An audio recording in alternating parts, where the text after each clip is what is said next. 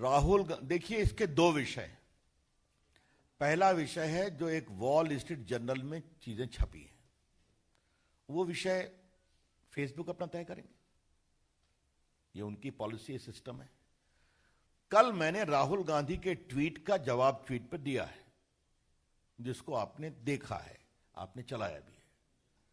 वो पार्टी की ओर से प्रामाणिक स्टैंड आपके सामने है। जहां तक बाकी सवाल है, पार्टी के आईटी विभाग की ओर से बताया गया किस तरह 700 पेजेस जो बीजेपी के समर्थक के थे उसको हटा दिए गए फेसबुक के उस पर से, आपको मालूम है। तो यह भी एक सच्चाई है। बाकी इसके बारे में पार्टी के वरिष्ठ प्रवक्ता लोग बैठे हैं, आगे आपको बताएंगे। लेकिन मैं आपसे एक बात अवश्य कहूंगा, मैं किसी प्लेटफॉर्म का नाम नहीं लूंगा। अगर प्लेटफॉर्म पब्लिक प्लेटफॉर्म है तो हर विचार के लोगों को अपनी बात रखने का अधिकार है।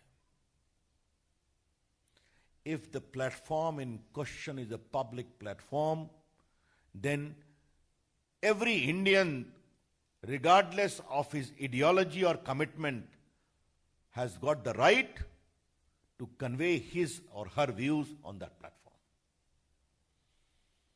क्या यह सच्चाई नहीं है कि कुछ लोग समझते हैं कि उस प्लेटफॉर्म पर उनकी मोनोपोली होनी चाहिए, भले ही उनका राजनीतिक वजूद खत्म हो गया हो?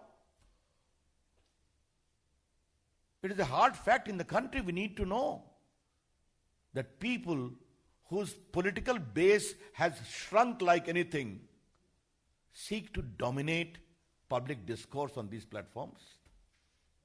That is not right. जहां तक हेट वगैरह की बात है, अब यह चर्चा का विषय है और मैं स्टैंडिंग कमेटी पर कुछ बात नहीं कहूंगा, क्योंकि वो पार्लियामेंट्री कमेटी है, उनका अपना तरीका काम करने का है, अपने नियमों के अनुसार वो काम करें।